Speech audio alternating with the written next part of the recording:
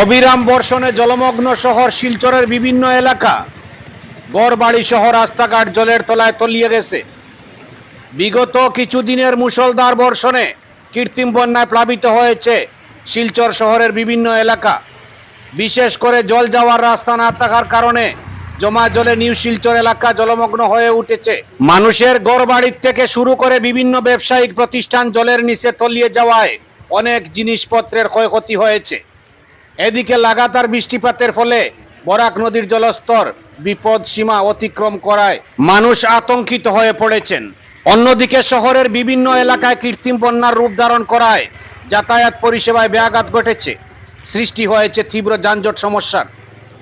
এদিকে শিলচর শহরের church road, Vivekananda road, Kanakpur, national highway point, Chengkuri point, Vivekananda road, Kalibari Char, Malini Beel, Subhashnagar সহ শহরের বেশ কিছু এলাকায় গড়বাড়ি জলের তলায় তলিয়ে যাওয়ার কারণে মানুষেরা গড়বাড়ি ছেড়ে বিভিন্ন স্কুল কলেজে আশ্রয় শিবিরে আশ্রয় নিচ্ছেন।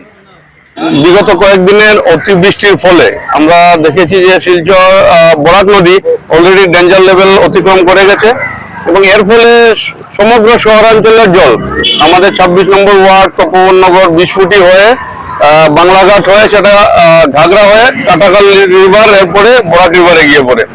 যেহেতু ঘাগড়া গতকালকে থেকে বন্ধ করা হয়ে গেছে স্লুইস গেট, এই জলটা আমাদের এই এরিয়াতে এসে এখন জমা হবে। তো বিগত রাত্র থেকে আজকে পর্যন্ত প্রায় 2-2.5 ফুট জল আমাদের এখানে হয়ে গেছে। সবার 60% মানুষের ঘরে ঘরে জল। আপনারা দেখতেই পাচ্ছেন আমরা এখন সেন্ট্রাল স্কুলের সামনে দাঁড়িয়ে আছি। এই স্কুলটা যেহেতু সেন্ট্রাল গভর্নমেন্টের আন্ডারে, তো ডিসি মহোদয়, আমাদের মাননীয় বিধায়ক, মাননীয় মন্ত্রী মহোদয়ের সঙ্গে কথা বলে আমরা এটাকে অস্থায়ী রিলিফ ক্যাম্প হিসেবে আমরা এইমাত্র খবর পেয়েছি যে এটা স্যাংশন হয়েছে। যারা আশপাশের মানুষরা আছেন এখানে এসে উঠবেন।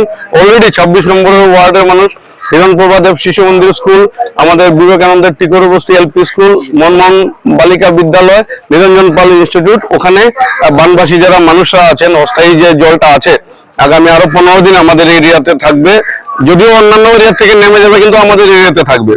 এই 15 দিনের জন্য এই অস্থায়ী শিবিরগুলোতে যারা থাকবেন, আমরা আশা রাখছি আমাদের দল, আমাদের সরকার তাদের প্রতি যত্নবান হবেন। আচ্ছা, এই জমাজলের যে সমস্যাটা, এটা নিয়ে আপনি কি বলবেন? যে বিভিন্ন জায়গাতে দেখে গেছে যে জনগণের খুব একটা দেখা গেছে এই জমাজলের সমস্যা নিয়ে আপনি একজন কর্মী হয়, এই বিষয়ে দেখুন, প্রকৃতির সঙ্গে কেউ পারবে না। এটা মানুষের ক্ষমতা নেই যে প্রকৃতির সঙ্গে পারা। এই হারে ধারাবর্ষণ হচ্ছে বিগত কিছুদিন ধরে, এটা আমরা বিগত অনেক বছর ধরে দেখিনি। তো আমরা দেখতে পেরেছি সমগ্র নর্থ ইস্টে, শুধু আমাদের শিলচর নয়, বরাকভ্যালিতে নয়, গুয়াহাটি বলুন, মিজোরাম বলুন, মেঘালয় বলুন, মণিপুর বলুন, অরুণাচল প্রদেশ বলুন, আমরা দেখেছি ধস নেমে ওখানে মানুষ মারা গেছে। সেটা প্রকৃতির সঙ্গে আমরা পেরে উঠতে পারছি না, কিন্তু আমরা সাবধানতা অবলম্বন করতে পারবো। অতিবৃষ্টির ফলে জমা হবে, কিন্তু যাতে সেটা তাড়াতাড়ি আমাদের মেইন স্ট্রিমে গিয়ে বেরিয়ে যেতে পারে সেই ব্যবস্থাটা আমরা করতে পারি।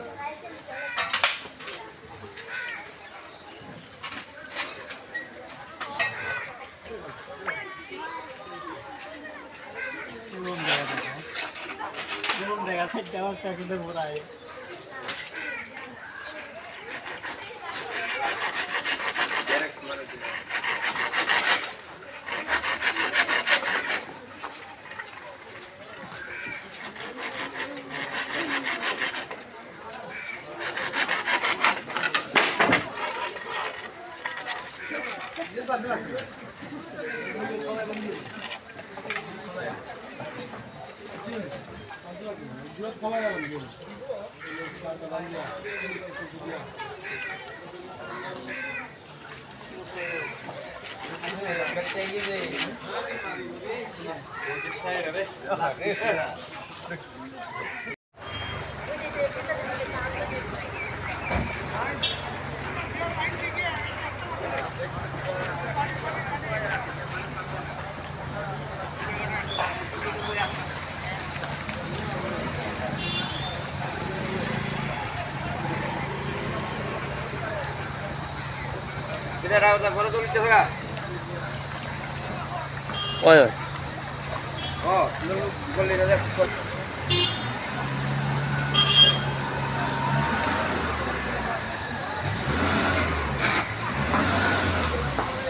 ওই মালয়েশিয়া পড়ে যাবে রে ডুবে যাবে ডুবে যাবে ডুবে যাবে